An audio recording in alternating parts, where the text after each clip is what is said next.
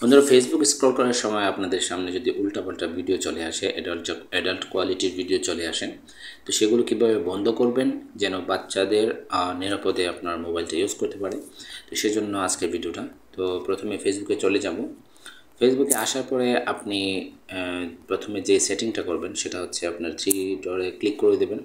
Three ডটে click করে দেওয়ার পর আপনি এখানে সেটিং অপশনে ক্লিক করে দেবেন। সেটিং অপশানে ক্লিক করে দেওয়ার পর একটু নিচে দেখতে পাবেন এখানে কন্টেন্ট পারফরম্যান্স, ঠিক আছে, এখানে ক্লিক করে দেবেন। এখানে ক্লিক করে দেওয়ার পর আপনি এই যে নিচে দেখতে পাচ্ছেন সেন্সিটিভ কন্টেন্ট 2 নম্বরে, ঠিক আছে, এখানে ক্লিক করে দেবেন। এখানে ক্লিক করে দেওয়ার পর যদি ডিফল্ট করা থাকে তার মানে হচ্ছে আপনার মোবাইলে যে কোনো ধরনের ভিডিও আসতে পারে।